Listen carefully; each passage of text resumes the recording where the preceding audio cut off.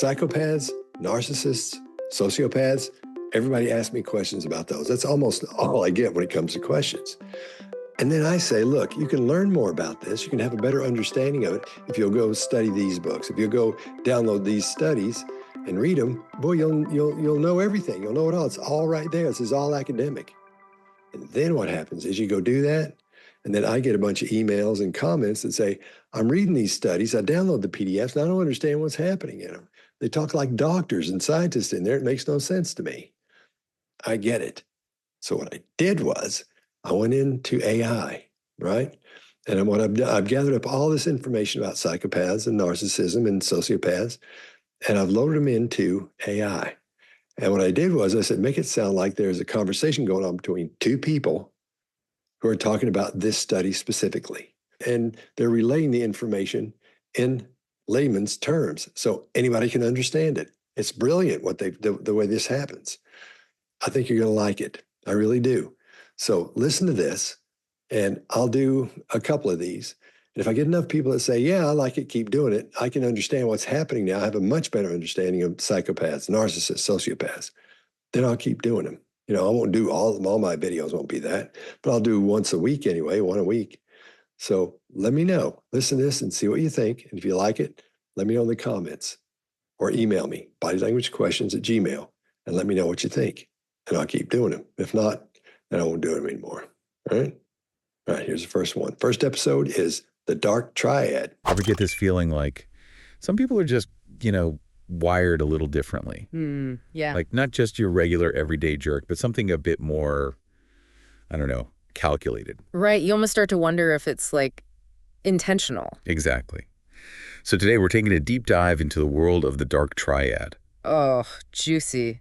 Narcissism, Machiavellianism, psychopathy. The gang's all here. And we're not talking about like diagnosing anyone here, but thinking about these as personality profiles, Absolutely. It's more about understanding the flavors of, well, let's just say, less than ideal traits. Right. And the study we're digging into today, it really tries to pick that apart. Are we talking about different shades of bad, or are these truly distinct personalities? See, there's been this kind of assumption floating around that these traits are basically interchangeable. Like a narcissist is just a really smooth Machiavellian, that kind of thing. Right. Right. But this research, it kind of throws a wrench in that. Exactly. It challenges that whole notion. Okay, so walk us through it. What did they actually do in this study? So they grabbed a group of 245 psychology students, your typical research subjects. Makes sense. And they used these established personality scales to measure their levels of, you guessed it, narcissism, Machiavellianism, and psychopathy. So like standardized tests for these traits. Exactly. But here's the thing, they didn't stop there. They also factored in the Big Five inventory. Okay, for those of us who aren't total psych nerds, remind us what the Big Five is all about. Right, so it's like your classic extroversion, agreeableness, conscientiousness, neuroticism, and openness to experience. It gives a more, I guess you could say, well-rounded picture of someone's personality. Right, so it's like cross-referencing their darker traits on a spectrum that, everyone kind of falls on. Exactly. It helps put those traits into a broader context. Gotcha. So what'd they find? Are we saying that all our dark triad folks are just one big, slightly dysfunctional family? Well, not quite. Here's where it gets interesting. The study found that while these traits are correlated. Meaning they share some common ground? Yeah, some common DNA, you could say, but they're definitely not interchangeable. Okay, so it's distinct but related, kind of like they might share a last name, but each one's got their own, rap sheet. 100%.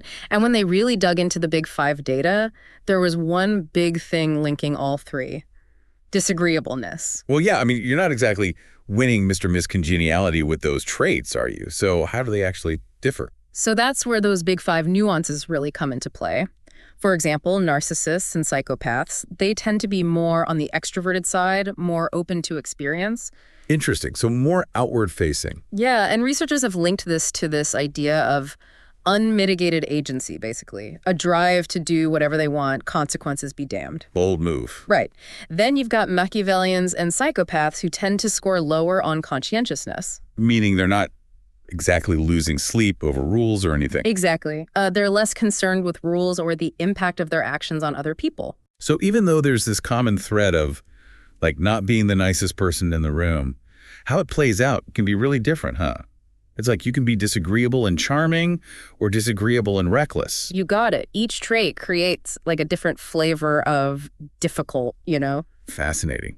So we're seeing these patterns emerge, but then I'm guessing there are some curveballs in the data too. Oh, absolutely. Like take psychopathy, for example. This study found something really unexpected. Okay, I'm intrigued. Hit me. So get this, those who scored higher on psychopathy, they actually tended to have lower levels of neuroticism. Wait, really? So less likely to be like anxious or worry a lot? Exactly. Less prone to anxiety, guilt, all those things that keep the rest of us up at night. Wow. Okay, so that's a little bit chilling when you think about it, right? Yeah, I mean, when you combine that with, a lack of empathy, well, it's not a recipe for, like, social butterfly of the year, let's put it that way. Definitely makes you think twice. So much to unpack there. Okay, but let's talk about this whole self-enhancement thing, right? Yeah. Like how these personalities actually see themselves. Right. Because obviously we're dealing with some potentially, shall we say, inflated egos here. Exactly. Did this study confirm what I think we all suspect about narcissists? That deep down, or maybe not so deep down, they really are that full of themselves. Okay, so get this. The researchers, they used this like really clever overclaiming test. Okay, I'm already intrigued. Tell me more. So they basically asked participants about their knowledge of things, right? Makes sense. But, and here's the kicker, they slipped in some totally made up stuff. Fake terms, concepts, you name it. Oh man, that's good. So like testing if people will just pretend to know things they couldn't possibly know. Exactly. And guess who was most likely to bite? To claim they knew exactly what these bogus terms meant. Let me guess our narcissist friends. Ding, ding, ding. We have a winner. Because it's like this weird self-delusion thing. It really is. Almost like they have this internal script that's just constantly telling them, you know everything, you're the best. It's almost comical, but also kind of, I don't know, a little bit scary. Like, how do you even function in reality when you have such a warped view of your own abilities? Right. And think about the long game, like relationships, careers. Oh, yeah. Good luck holding down a job when you're telling your boss you invented Post-it notes or something. Exactly. And here's the really interesting part. They weren't the only ones prone to this self-enhancement bias. The psychopaths showed it too, just not quite as strongly. Oh, interesting. So while both groups maybe share this tendency to, like, overestimate their awesomeness, the intensity varies. Exactly. It's like they're both working with, like, a funhouse mirror, but the distortion's just a little different. I like that analogy. Okay, so what about the Machiavellians? Where do they fall on the whole, I'm so great spectrum? And that's what's so interesting. They were actually pretty realistic in their self-assessments. They weren't trying to, like, puff themselves up or pretend to know things they didn't. Really? Great. That kind of flips the script, doesn't it? We usually think of Machiavellians as being, master manipulators. But in this case, they were more grounded. Totally. And it makes you wonder if maybe that's part of what makes them so effective at, playing the social game. Oh, that's interesting. So it's like, if you're not busy convincing yourself you're the best thing since sliced bread, you actually have more brain space free to, like, study everyone else and figure out how to work them. Exactly. It's like a different kind of intelligence, And speaking of intelligence... Ooh, go on. The researchers, they also looked at cognitive ability, like actual IQ scores, in relation to these dark triad traits. Okay, so, like, are we talking evil geniuses here? Give me the dirt. Well, hold your horses. It's not quite that dramatic. They did find a small positive correlation between IQ and narcissism. So some of these narcissists might actually have the brain power to back up at least some of their, shall we say, confidence. Possibly, yeah.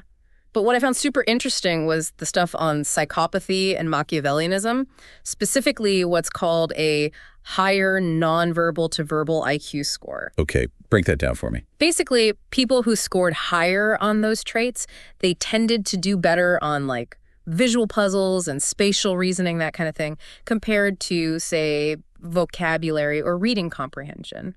Oh, and this was especially true for white males in the study, by the way. Interesting. So maybe not the smoothest talkers, but potentially scary good at reading people and situations. Bingo. It's like they're picking up on all these subtle cues, these social dynamics that other people might totally miss. It's like they're playing four-dimensional chess while everyone else is stuck on checkers. Exactly. Makes you think twice about those quiet ones, huh? It really does. Okay, so we've covered a ton of ground here. We've talked about how these dark triad traits are distinct but related, their connection to the big five, how they mess with self-perception, and even their link to different types of intelligence. What's the big takeaway for our listeners? What's the so what factor here? For me, it all comes back to this idea of nuance. We can't just slap a label on someone, oh, he's a narcissist, she's such a Machiavellian, and think we've got them all figured out.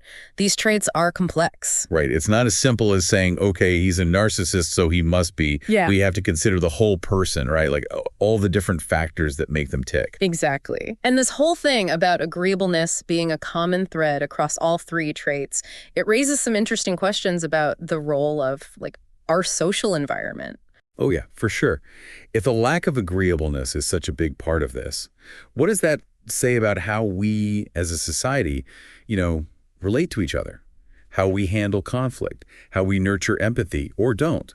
It's really interesting to think about, if someone's already kind of predisposed to those traits, could a more, empathetic, supportive environment actually make a difference? That's the million-dollar question, right? Nature versus nurture. Do these, less agreeable tendencies, do they create the breeding ground for these darker traits? Or is it the other way around, where the traits kind of fuel more disagreeable behavior? It's this weird chicken and egg thing. Totally. It makes you think about all the factors at play.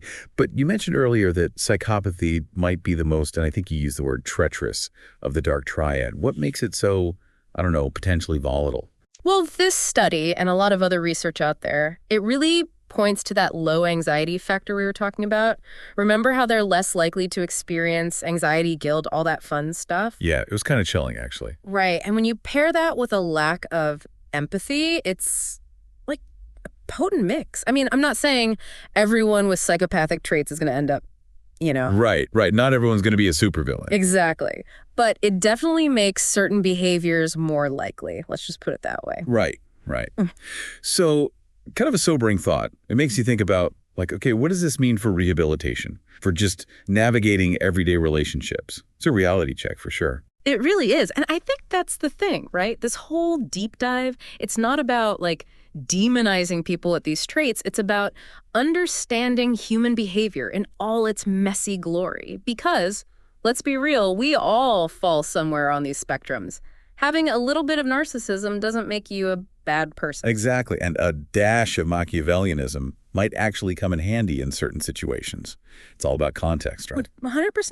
It's about how these things actually show up in the real world, not just in a textbook. Exactly. Recognizing those shades of gray in ourselves and others. Yeah. Because, hey, we've all got the capacity for both, right? Absolutely. Well, I think we've definitely given our listeners a lot to think about today. Any final thoughts before we wrap things up? Something to keep those mental gears turning? This whole focus on disagreeableness, it's really got me thinking, what if we, as a society, really made an effort to cultivate a more agreeable, empathetic, even compassionate world? Could we actually start to see a decrease in these darker traits? That's a question worth asking. It really is. It's maybe by creating a more positive, supportive social environment, we can nudge everyone, even those who might be, predisposed to these darker tendencies, towards a brighter path. That's a hopeful thought to end on. Yeah, that's a thought worth holding on to. It is. And on that note, we'll leave you with that very thought-provoking question. Until next time, keep exploring, everyone.